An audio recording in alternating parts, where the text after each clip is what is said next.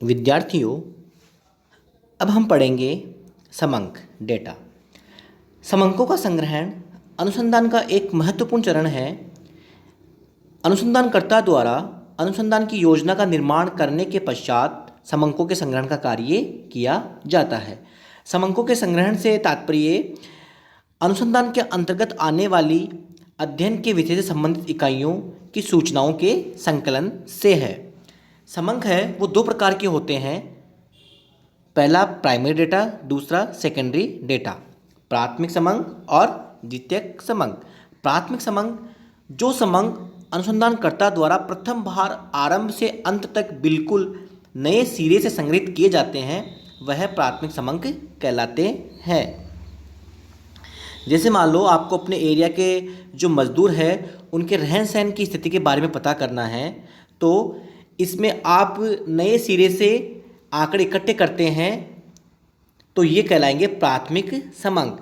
जबकि द्वितीयक समंक यदि समंक पहले से ही अन्य व्यक्तियों या संस्थाओं द्वारा संग्रहित व प्रकाशित किए जा चुके हैं और अनुसंधानकर्ता उन्हीं समंकों का प्रयोग अपने अनुसंधान में करता है तो वे समंक द्वितीयक समंक कहलाते हैं। जैसे मान लो कि अगर आपको अपने जो एरिया है उसमें कृषि से संबंधित आपको कुछ इन्फॉर्मेशन चाहिए तो एग्रीकल्चर विभाग के द्वारा रिपोर्ट प्रकाशित की जाती है। अगर उसमें जो डेटा है उनको खाली आप यूज करते हैं तो वो कहलाएंगे द्वितीयक समंक। जबकि प्राथमिक समंक क्या होंगे, आप स्वयं जाके वहाँ से अगर आंकड़े इकट्ठे करते हैं तो वह कहलाएंगे प्राथमिक समंक। जबकि पहले से ही संग्रहित और प्रकाशित किए जा चुके हैं अन्य व्यक्तियों या संस्थाओं के द्वारा, उनका केवल अनुसंधानकर्ता जो है केवल प्रयोग करता है तो वो कहलाएंगे द्वितीयक समंक। अब है समंक संग्रह की विधियाँ कि जो प्राथमिक और जो द्वितीयक समंक है उनके डेटा कैसे इकट्ठे किए जाते हैं। पहला है प्राथमिक समंक संग्रह की विधियाँ, जिसमें पहली है प्रत्यक्ष व्यक्तिगत अनुसंधान। इसके अंतर्गत अनुसंधानकर्ता स्वयं अनुसंधान क्षेत्र में जाकर सूचना देने वालों से प्रत्यक्ष रूप से संपर्क स्थापित करके आंकड़े इकट्ठे करता है। जैसे मान लो आपके अपने जो एरिया है उसमें लोगों की जो रहन सहन की स्थिति है उसके बारे में पता करना है तो आप स्वयं अपने एरिया में जाके जो सूचना देने वाले हैं उनसे आंकड़े इकट्ठे करते हैं तो ये प्रत्यक्ष व्यक्तिगत अनुसंधान के अंतर्गत आएगा। फिर दूसरा है अप्रत्यक्ष मौखिक अनुसंधान।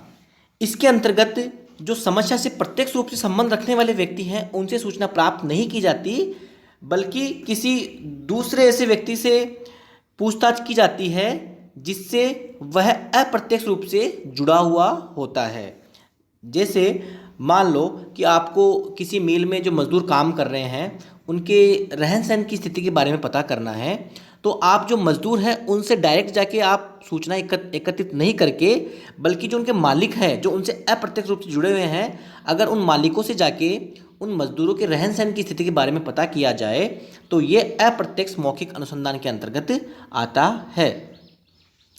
और इस मेथड को तब यूज किया जाता है जब अनुसंधान क्षेत्र बहुत ज़्यादा बड़ा हो और जो सूचना देने वाले हैं प्रत्यक्ष रूप से उनसे व्यक्तिगत संपर्क स्थापित करना संभव नहीं हो या वो अज्ञानता की वजह से या उनका इंटरेस्ट भी नहीं हो, इस वजह से भी वो सूचना देने में असमर्थ हो सकते हैं। इसलिए अप्रत्यक्ष मौखिक अनुसंधान के द्वारा जो सूचना देने वाले व्यक्ति हैं उनसे प्रत्यक्ष संबंध स्थापित नहीं करके जबकि उन व्यक्तियों से संबंध स्थापित किया जाता है जो उस समस्या से अप्रत्यक्ष रूप से जुड़े हुए रहते हैं। तीसरा है संवाददाताओं से सूचना प्राप्ति।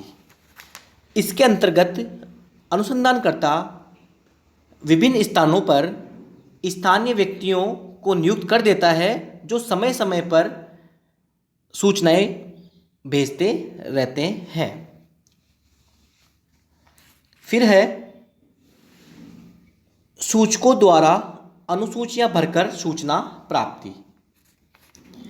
इसके अंतर्गत जो अनुसंधान करता है, सबसे पहले वो एक प्रश्नों की एक अनुसूची बनाएगा, उसके बाद में उसको डाक के द्वारा जो सूचना देने वाले हैं उनके पास में भेज देता है, और जो सूचना देने वाले हैं वो उसको एक निश्चित अवधि तक भरकर वापस उसको लौटा देते हैं। जो अनुसंधान करता है वह जो सूचना देने वाले हैं उनको ये विश्वास भी दिलाता है कि जो आपके द्वारा जो इन्फॉर्मेशन दी गई है उसको हम गुप्त रखेंगे, और अनुसूची के साथ में ही वह यह भी ऐड करता है कि जो ये आपसे सूचनाएं ली जा रही है वो किस उद्देश्य के लिए ली जा रही है। तो इस विधि के अंतर्गत जब अनुसूची तैयार की जाती है तो यह ध्यान रखना चाहिए कि जो प्रश्न है वो सरल होने चाहिए, स्पष्ट, छोटे हों, संख्या में कम हो, वरना जो सूचना देने वाले हैं वो सही इन्फॉर्मेशन नहीं देंगे। तो अनुसूची तैयार करते समय भी इन बातों का ध्यान रखना चाहिए। और इस विधि का प्रयोग तब किया जाता है जब सूचना देने वाले शिक्षित हो, तो वो आराम से पढ़ के उसको वापस भेज सकते हैं। फिर है प्रगणकों द्वारा सूचना भरकर सूचकों द्वारा अनुसूचियां भरकर सूचना प्राप्ति। ये तो अभी हो गया था। अब है प्रगणकों द्वारा सूचना प्राप्ति। सूचकों द्वारा अनुसूचियां भरवाकर सूचना प्राप्त करने में अनेक कठिनाइयां आती है, और सूचना भी शुद्ध हो यह भी कोई ज़रूरी नहीं है। इन समस्याओं को दूर करने के लिए इस रीति का प्रयोग किया जाता है। इसके अंतर्गत संबंधित प्रश्नों की अनुसूची तैयार की जाती है।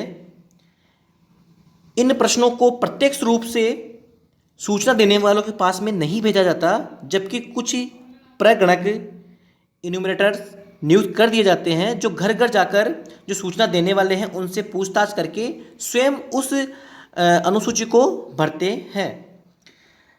इसका सबसे बढ़िया उदाहरण है जो भारत की जनगणना होती है, उसके अंतर्गत प्रगणक घर घर जाकर वो सूचना इकट्ठे करते हैं। उनके पास में बहुत सारे प्रश्नों की जो अनुसूची बनी हुई होती है, वो आपसे पूछेंगे नाम क्या है, आपकी आय कितनी है, घर में पंखे है कि नहीं, कूलर। तो ये स्वयं जो है उस अनुसूची उसमें जो प्रश्न लिखे हुए होते हैं उसको स्वयं भरते हैं। तो इस विधि के अंतर्गत जो अनुसंधान करता है वो प्रगणक नियुक्त करके उनसे सूचनाएं एकत्रित करवाता है। अब है द्वितीयक समंग संग्रह की विधियां। द्वितीयक समंग संग्रह के अंतर्गत इसमें दो हैं। पहला है प्रकाशित स्रोत और दूसरा है अप्रकाशित स्रोत, पब्लिश्ड सोर्सेज और अनपब्लिश्ड सोर्सेज। प्रकाशित स्रोत, इसमें सरकारी व गैर सरकारी संस्थाएं तथा अन्य अनुसंधानकर्ता प्राथमिक अनुसंधान द्वारा समंग एकत्रित करके उसको प्रकाशित करते रहते हैं, तो वो प्रकाशित स्रोत के अंतर्गत आते हैं। अब प्रकाशित जो समंग है उसके स्रोत क्या क्या हो सकते हैं, जिसमें पहला है अंतर्राष्ट्रीय प्रकाशन, विदेशी सरकारों अंतर्राष्ट्रीय संस्थाओं के द्वारा महत्वपूर्ण प्रकाशन किए जाते हैं, जैसे annual report of the IMF, अंतर्राष्ट्रीय मुद्रा कोष की जो वार्षिक रिपोर्ट है वो प्रकाशित, वर्ल्ड बैंक की। तो ये सब चीज़ें सेकेंडरी डेटा के अंतर्गत आती है। फिर है सरकारी प्रकाशन। केंद्र सरकार, राज्य सरकार, उसके अनेक विभाग, मंत्रालय जो है समय समय पर क्या करते हैं, विभिन्न क्षेत्रों से संबंधित समंगों को प्रकाशित करते रहते हैं। जैसे रिजर्व बैंक ऑफ इंडिया का बुलेटिन है, इकोनॉमिक सर्वे है, ये सब सरकारी प्रकाशन के अंतर्गत आते हैं। फिर है नगर पालिकाएं, नगर निगम, जिला परिषद, पंचायतें भी समय समय पर जन्म मरण से संबंधित, सार्वजनिक स्वास्थ्य, शिक्षा से संबंधित रिपोर्ट प्रकाशित करती रहती है।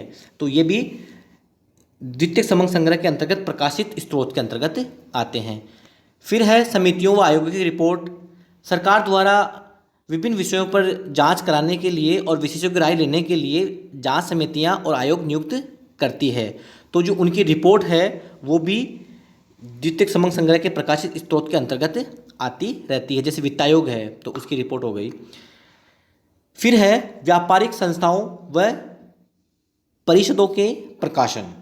बड़ी बड़ी व्यापारिक संस्थाएं और परिषद जो है वो भी समंक एकत्रित करके प्रकाशित करती रहती है। फिर है अनुसंधान संस्थाओं के प्रकाशन। बहुत सारी अनुसंधान संस्थाएं और विश्वविद्यालय समय समय पर जो शोध कार्य होते हैं उनके परिणामों को प्रकाशित करते रहते हैं, तो ये भी प्रकाशित स्रोत के अंतर्गत आता है। फिर पत्र पत्रिकाएं, समाचार पत्र, पत्रिकाएं, ऐसे ये भी द्वितीयक समंकों के महत्वपूर्ण साधन है। फिर है अप्रकाशित स्रोत।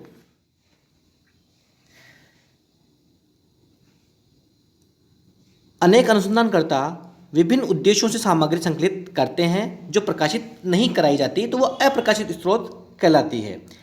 इसका अधिकतर जो उपयोग है वो निजी उपयोग के लिए किया जाता है।